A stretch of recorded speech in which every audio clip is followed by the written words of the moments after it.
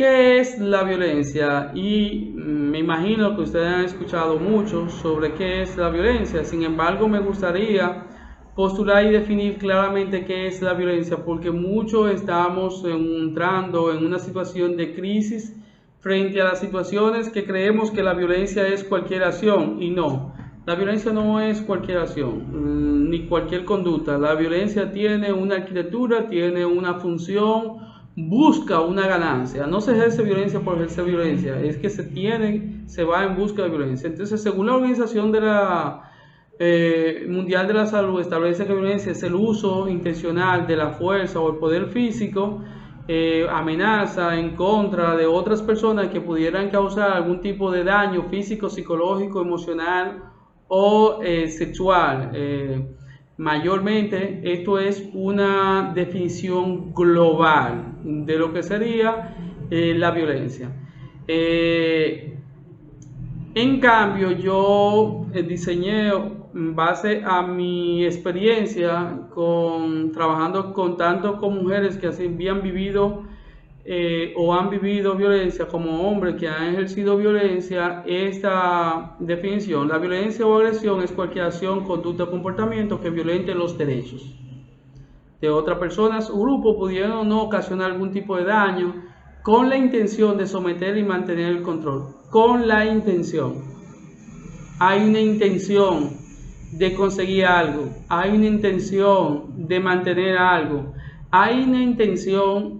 Entonces eso delimita más operacionalmente desde el punto de vista científico lo que es violencia, porque estamos entrando en una fase donde muchas personas postulan que todo es violencia.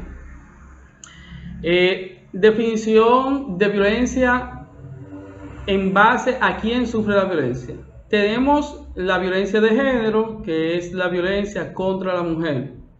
Es igual que las demás definiciones en cuanto a que es toda acción, conducta o comportamiento perteneciente al sexo femenino, es decir, por la condición de ser mujer que sufre alguna amenaza, daño físico, daño psicológico o pudiera sufrir o coaccionar su libertad. Hablan que cuando esta definición, o algunos especialistas hablan que cuando esta definición se usa, deja de lado al hombre, y no dejan de lado al hombre. Tenemos la violencia de género invertida, pero no dejan de lado al hombre porque la ley 2497 incluye la violencia intrafamiliar, que voy a hablar de ella más adelante. La violencia invertida, que no se usa, esa es una definición que yo utilicé o comencé a utilizar en el 2017, porque habíamos identificado un grupo de colegas de que sí había hombres que eran pasivos que estaban sufriendo violencia. Es decir, habían hombres con características de personalidad pasiva que estaban recibiendo violencia. Entonces, la violencia de género invertida es toda acción, conducta o comportamiento implícito o implícito que violenta los derechos de los hombres, donde la mujer, por su condición de género, trate o tenga algunos beneficios por medio de estrategias engañosas, dejando consecuencias físicas, psicológicas y emocionales. Esto es muy poco lo que se da. Es muy poco lo que se da, pero tenemos indicadores. Es decir, tenemos personas que han estado sometidos en violencia, y tengo ahora mismo, recordé el hecho de un hombre, me hace una pregunta: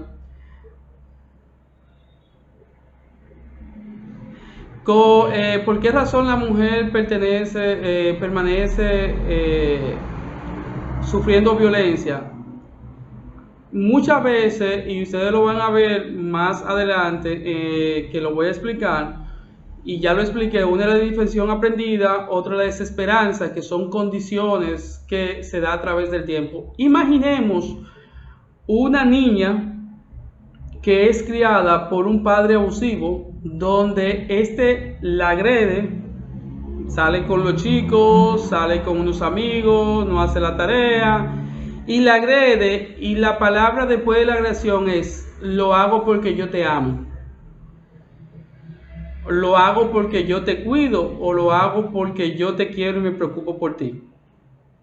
Esta niña está asociando la agresión con amor en lo que se llama reforzamiento o modificación de la conducta. Podemos asociar un estímulo neutro a un estímulo que provoca una reacción. Entonces, las pelas, la golpiza la estamos asociando con que yo te agredo porque te amo. Entonces, esa niña crece y se casa con un hombre que también es un agresor, y ella entiende que cuando él la llama 20 veces porque ella salió a la universidad, es porque la ama. Y ustedes lo escuchan. No, es que es un amor. Él siempre está pendiente de mí, siempre está pendiente de lo que hago, de lo que me falta. Disculpen, hasta yo me asusté. De lo que me falta, siempre está pendiente de todas las necesidades que yo tengo, pero es el control. Este hombre que cuando la ve con alguien, le pregunta quién es, qué hace, dónde lo conociste, cómo lo conociste, qué tipo de relación tiene, que cada vez que se ve con él, cada qué tiempo, tú tienes que cortar. Ay, que él se preocupa por mí, él me cuida. Que la va y la busca al trabajo y la lleva al trabajo, va y la busca a un compartir, va y la lleva al compartir. Ah, es que él me cuida porque como está la calle ahora medio peligrosa, entonces es lo que me está cuidando. Entonces, toda esta situación de un aprendizaje donde se refuerzan la conducta violenta y la normalizan, más una colonización de la mente, más una indefensión aprendida, ya ustedes saben, eso es un cóctel que le impide a la mujer romper este círculo vicioso. Y más si el hombre es un agresor psicológico y entonces bloquea lo que sería la red de apoyo, entonces todavía peor, porque esta mujer se va a sentir sola y no va a tener a quien acudir. Las mujeres esconden a los hombres, a las familias y amigos que están siendo maltratadas, una por vergüenza. Es bastante vergonzoso después que uno ha presentado a la familia al hombre que ama o al ser que ama y que ahora tiene que ser sometida, es un poquito complicado. Entonces, la mujer por vergüenza, más todo esto que yo le he explicado, lo que hace es que se mantiene en este silencio donde ella termina sufriendo. Ahora mismo tengo un caso de una joven que fue rechazado muchas veces por la familia. La dejaron sola. Esta muchacha conoció a este hombre. Este hombre, lo primero, el príncipe azul. La familia no lo quería, pero ella por encima de la familia eligió a ese hombre.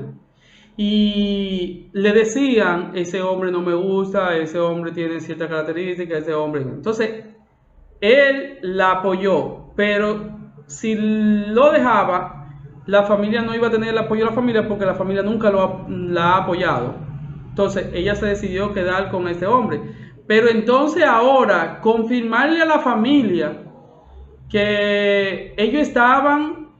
tenían la razón en lo que ellos pronosticaban, entonces eso la llena de vergüenza y la llena de miedo. Entonces eso más la situación de la colonización de la mente, falta de reapoyo y posiblemente una dificultad de autoestima poco sana, pudiera condenar a la mujer a seguir con ese hombre aún sabiendo ella que no le conviene.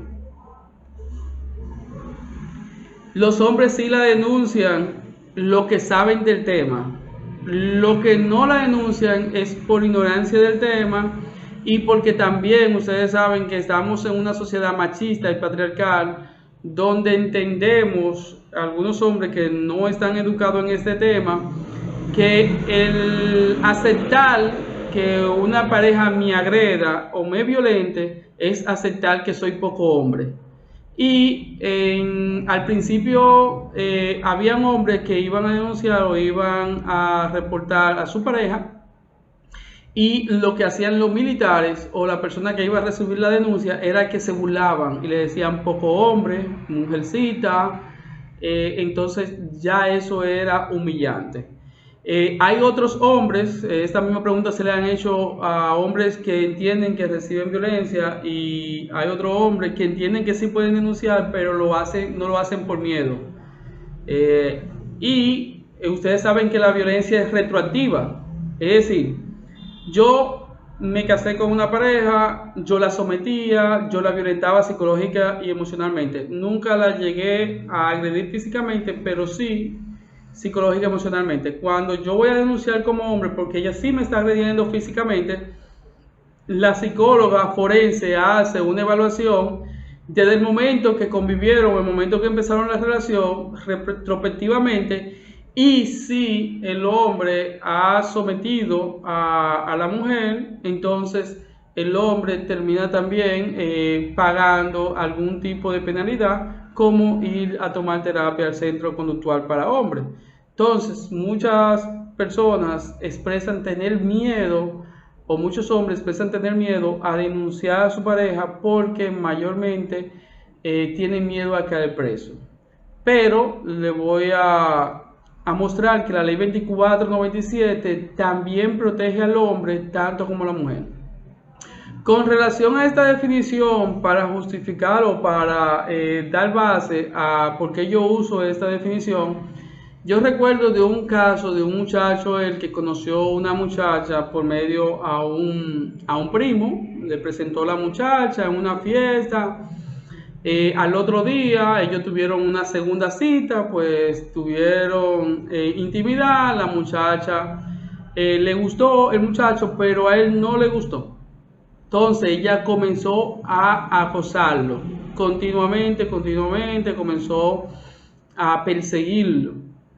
Y entonces una mujer que iba ellos en una situación donde él intentaba escapar de ella era más grande que él, ella la tenía por el poloché y lo estaba jamaqueando. Una mujer iba pasando en una jipeta y comenzó a grabar el hecho para llamar al 911. Pues la mujer llamó al 911 y ella entendía que el muchacho estaba agrediendo a la muchacha. Cuando lo detienen y todo eso, que le hacen la exploración, la mujer que lo grabó terminó pidiéndole excusa al muchacho y le entregó la grabación para que él se pudiera defender en la fiscalía, porque el que estaba siendo agredido era él, el que estaba aruñado era él, el que estaba golpeado era él, el que estaba partido era él. Él estaba hecho un desastre y ella estaba lo más bien. Incluso para someter a la violencia, los militares tuvieron que utilizar la fuerza. Entonces la mujer dice, oye, como estamos impuestos a ver que sea el hombre que agrede a la mujer, pues yo te grabé para someterte a ti, pero estoy viendo que es todo lo contrario. Entonces, bajo esta premisa fue que nació la violencia de género invertida. Sin embargo, la violencia intrafamiliar o doméstica contempla cualquier violencia en cualquier dirección, sea hijos a padres, sea padres a hijos. Si yo tengo un vecino viviendo en mi casa y yo lo agredo, eso es violencia intrafamiliar o doméstica. Hermanos, eso es violencia doméstica. La esposa al hombre, eso es violencia doméstica o intrafamiliar. Es decir, que bajo este artículo de la ley 2497 de la 309-2, yo puedo ir a denunciar a cualquier persona que esté conviviendo en mi casa. Digamos, está conviviendo la prima de mi esposa y ella me agrede, pues entonces yo la puedo ir a denunciar, porque eso es violencia intrafamiliar. Es decir, que la ley 2497 no solo protege a la mujer, sino que también protege al hombre. Midiendo riesgo. Miren, yo uso estos 3 puntos para medir riesgo. Estamos hablando de la frecuencia, duración e intensidad. No sé si otros especialistas lo utilizan. Yo no he encontrado otros especialistas que lo utilizan. Y les voy a explicar en qué punto yo lo utilizo. La frecuencia es el número de veces que se repite una conducta o un comportamiento dado en un momento, en un espacio de tiempo. Por ejemplo, hoy miércoles, ¿cuántas veces mi pareja y yo discutimos? ¿O cuántas situaciones de conflicto tuvimos? O en la semana, ¿cuántas situaciones de peleas o agresiones físicas, verbales, psicológicas tuvimos? Eso sería la frecuencia. Duración en la intensidad, tanto de el momento en que se produce el conflicto, pero también la duración a través, porque recuerden que hay personas que tienen conflicto, duran 1 hora, 2 horas discutiendo, pero entonces viene unas agresiones no verbales que yo les voy a explicar más adelante, donde hago cosas por hacerte daño o hago cosas que yo sé que no te gustan por hacértelo de maldad, porque tú me hiciste tal cosa. Entonces, ahí entra la duración. Y la intensidad es el impacto o la fuerza con que yo causo daño a otra persona, o el nivel de fuerza que yo utilizo para causarle daño a otra persona. Y podemos ahí verlo como un jalón de cabello o un pecozón, no es lo mismo que un agarrón de mano o abrazarla para protegerme. No es lo mismo tampoco utilizar un cuchillo que utilizar la mano. Entonces todo esto va a dar un tip de riesgo mucho mayor. Mientras mayor sea la frecuencia, mientras la duración o sea más larga en el proceso, porque ustedes saben que entre más acolorada está una discusión, es más posible que una persona se descontrole. Y mientras más intensa sea la agresión, entonces sería peor. En este esquema podemos ver que la frecuencia, intensidad y duración tienen una relación, y yo en mi familia, tanto el profesional como el que no es profesional, lo pudiera utilizar para medir riesgo. Es decir, ¿cuántas veces pelean mi hermano con su esposa?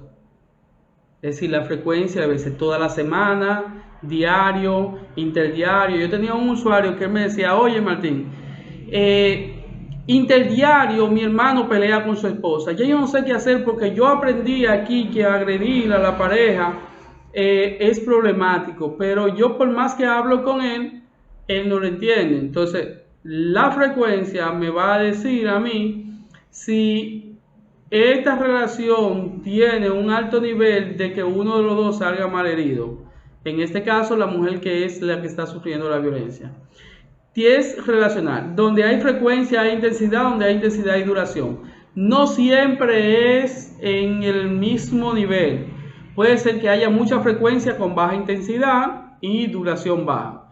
Pero a través del tiempo, en el espiral, vamos a ver que a través del tiempo va a haber muchas frecuencias, va a aumentar la intensidad y va a aumentar la duración, disminuyendo también la duración de una etapa a otra, lo que hace todavía más riesgoso que la persona se mantenga en esa relación. Entonces, si yo como un individuo que vivo cerca de esa persona veo que hay un problema de violencia, lo más lógico es llamar al 911 o llamar a Línea Vida o llamar a una fiscalía que están utilizadas para recibir denuncias vía telefónica. Como le dije, la violencia tiene una arquitectura. La violencia no se da porque sí, sino que tiene un proceso para conseguir algo. Por ejemplo, aquí tenemos que tiene una intencionalidad. ¿Cuál es la intencionalidad? Seguir manteniendo los roles según el enfoque de género. Si nos vamos por el enfoque sistémico, es seguir manteniendo la jerarquía. Si nos vamos por el enfoque de liberación de tensión, es liberar la tensión, es buscar eliminar el malestar para llegar a un estado de tranquilidad lo más rápido posible. Es decir, mientras más malestar esté presente, menos satisfacción voy a tener. Entonces, la satisfacción inmediata es mejor que el malestar. Entonces, hay una intencionalidad de seguir con el control, mantener el poder. sea por el enfoque que ustedes se dirijan, del que ya expliqué, ustedes ven que hay un interés de conseguir algo. Si es por lo cognitivo-conductual, el hecho es de mantener el comportamiento que ya yo aprendí, que yo entiendo que es funcional. Continuo, ¿qué quiere decir esto? La violencia al principio comienza como un tanteo. Retengo, si es económica, retengo dinero o utilizo dinero o desvío dinero. Si es psicológica, voy a utilizar palabritas pequeñas, palabritas que pasen desapercibidos. Si es emocional, alguna discriminación que la tengo citada para que se la aprendan y para que la vean bien, de la que más se utilizan. Y entonces hay una continuidad en esto y esto va aumentando poco a poco y progresivamente. ¿Por qué? Porque lo que yo hago ahora y lo vamos a ver en la espiral de violencia, tal vez al mes no tenga los mismos resultados. Y para yo tener los mismos resultados, entonces tengo que mantener la continuidad de este tipo de acción o comportamiento. Y hay una direccionalidad. Mayormente desde el enfoque de género hay una sola dirección, que es del hombre hacia la mujer. Del enfoque intrafamiliar, ustedes pueden ver que hay varias direcciones, tanto puede ser entre hermanos como puede ser hermanos hacia los padres, que lo he visto, y puede ser padres hacia los hijos. El síndrome del emperador en niños tiende a causar violencia en los padres, y esta es una de las características del síndrome del emperador en los niños, que ellos agreden continuamente a su padre. Entonces ahí sí se pudiera dar lo que sería la violencia intrafamiliar. Tuve un hermano que le echó agua caliente a su otro hermano por una cena que se le comió. Una cena o un almuerzo que se comió. Y él lo que hizo que fue a nevera, muy sencillo, calentó su agua y se la echó. Como que nada de nada.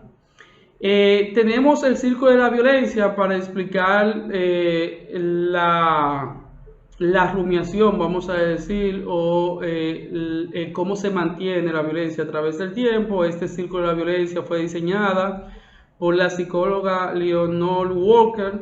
Ella estableció que en todas sus consultas siempre veía los mismos indicadores. ¿Cuáles eran los mismos indicadores? Tensión, agresión y luna de miel. Ustedes van a encontrar con 4 y con 5 estaciones o fases o etapas que ella le llama. La primera etapa es la etapa de tensión, donde la persona acumula situaciones y conflictos bajo una premisa de acumulación, como la analogía de la represa, pero cuando explota con agresión. Por eso fue que yo decidí reestructurar el ciclo de violencia y convertirlo en espiral, porque yo identifiqué que antes de la explosión había una etapa y que mayormente esta etapa consistía en violar la segunda etapa y saltar de la tensión a la luna de miel, lo cual eliminaba totalmente el círculo y no se cerraba, porque según la presentación de ella se deben dar las 3 fases o las 3 etapas para completar el círculo. Si no se dan las 3 fases o las 3 etapas, no se convierte el círculo. Sin embargo, en el espiral se puede saltar una etapa y se completa el espiral. Vamos a verlo. Este sería el espiral. Como ustedes ven, inician. Aquí yo presento que, miren este punto, si lo relacionamos en base a una distancia de este a este, entre una etapa y otra, podemos ver que esta etapa es mucho más larga a esta etapa. Esta etapa es más corta que esta etapa. Lo que presenta este círculo es que aquí yo puedo medir la frecuencia, la intensidad y la duración, donde se dice que entre más se acerque al punto medio, la frecuencia sería de la discusión mucho mayor, la intensidad sería mucho mayor y entonces el riesgo es mucho mayor de causar daño. Entonces, bajo esa premisa, yo puedo, a través de una historia de suceso de vida, también se le dice línea de vida, yo puedo ir recobrando todos los sucesos de violencia y ver, y he visto que antes de la primera a la segunda etapa, las personas duraban un año acumulando tensión, un año de discusión, un año con situaciones, pero al año explotaba, donde había violencia verbal, donde había algún tipo de discriminación, humillación y descalificación, y entonces pasaban a la luna de miel. Entonces, pero después comencé a ver que eso a través del tiempo, mientras más tiempo duraba la relación, más rápido sucedían las etapas, más frecuentes eran las etapas, más intensas eran las discusiones. Antes solamente discutían y se decían algo, ya estaban rompiendo platos, rompiendo calderos, trayendo losas, trayendo cosas, y después estaban rompiendo radio, después la agarraba por el cabello, después la arrastraba y así sucesivamente hasta que la mataban. Por esta es una de las razones también que quise realizar este tema y otros que vamos a tener de forma gratuita. ¿Por qué? Porque si el vecino sabe de esto, si la familia sabe de esto, puede impedir un homicidio de una mujer o la muerte de una mujer. Porque en base a esto la persona puede actuar. No, cuando ustedes, no sé si ustedes han escuchado los reportajes o la prensa y le preguntan, ¿y cuánto tiempo? No, nosotros estábamos acostumbrados, eso era toda la semana. Eso es siempre que ellos viven así, ya uno no, ni se mete en eso. Yo tengo un video o un documental que habla de daños colaterales, donde le preguntan a la vecina que si no habían notado algo raro, si no habían notado algo extraño, y ella dijo, no, ellos todos los días discutían como de costumbre, uno a veces le tiraba piedra al zinc para que ellos dejen de pelear, dejaban de pelear, pero ellas todos los días discutían. Es decir, habían normalizado la violencia. Al otro día lo sacaron los dos cuerpos sin vida del hogar. Estaban los vecinos muy consternados, llorando y todo eso, pero usted pudo hacer algo para que eso no sucediera si hubiese tenido esta información.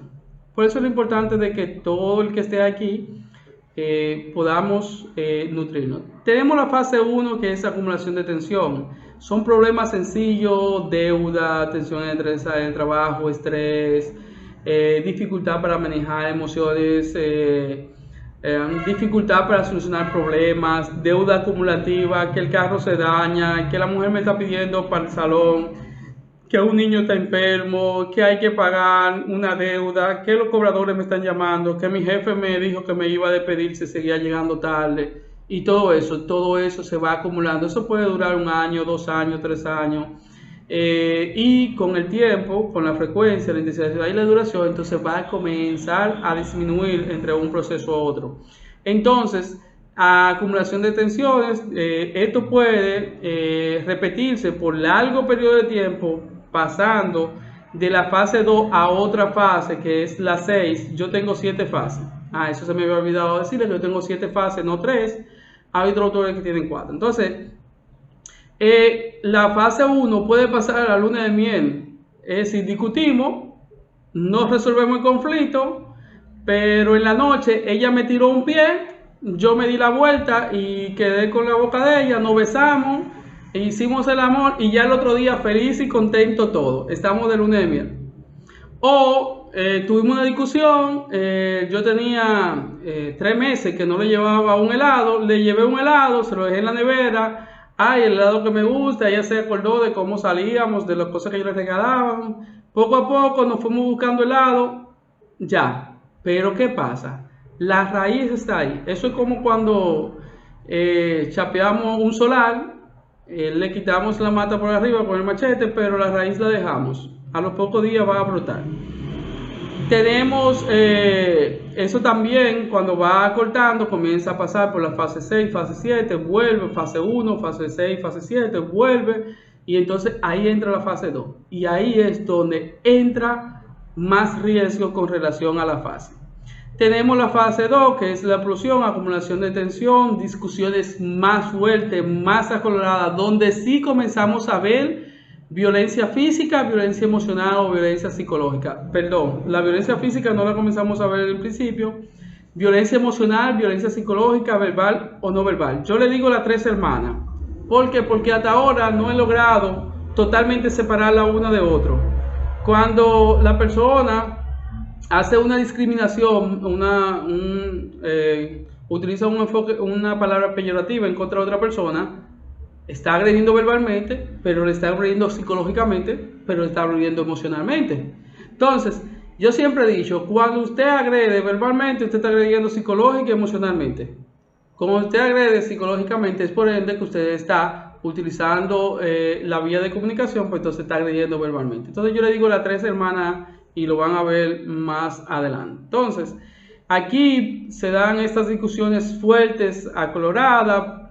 Entonces, comienza a cerrar el espiral, donde de fase 1 llega a fase 2, fase 2, fase 3 y así por el tiempo, pero también se puede dar que de fase 1 salte a fase 2 y de fase 2 falla a la luna de miel. Y después a la fase 7, que es una etapa como de normalidad. Podemos ver que mientras más se repite el círculo, más frecuentes serán, más cerradas serán las fases, las agresiones pasarán de ser sutil a ser más evidente y los daños comenzarán a sentirse en una mayor proporción. Tenemos la fase 3, que es la fase de tiempo de espera. La persona tuvo la fase 1, acumulación de tensión, la agredió verbal o psicológicamente, él reconoce que lo hizo mal, entonces como cuando pasa un ciclón que se llena el río y hay que esperar que el agua baje a su nivel para poder cruzar, entonces hace esa misma técnica. Hizo su agresión, su fase 2, entonces ahora tienes que esperar que el agua entonces entra en espera. Piensa en lo que ha pasado, la posibilidad de las consecuencias de que la mujer vaya a denunciarlo, o si la mujer tiene una familia que la apoya, el hecho de que tenga que enfrentar a la familia, y este hombre entonces comienza a pensar en esa situación. Entonces, en esta parte pueden ser también que se dividan, el hombre vaya a dormir a la habitación de los niños y ella se quede durmiendo con los niños en la habitación principal y así sucesivamente, o él se vaya a dormir en el mueble. Tenemos la fase 4, que es arrepentimiento. Aquí es donde el hombre ve la posibilidad de perder a la pareja,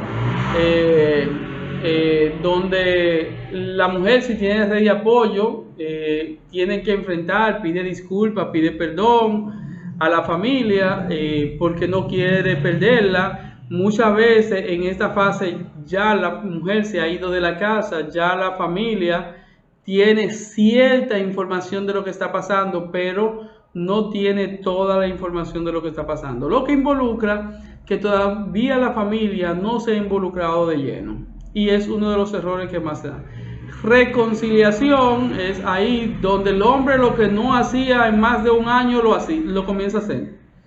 Es donde este hombre le compra ropa interiores, la saca al cine, la invita a salir, le lleva flores, le compra.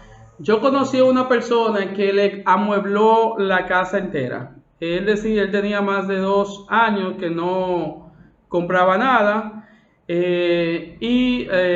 Para reconciliarse con ella, lo que hizo fue que todo lo que en la casa no estaba funcionando, se lo compró.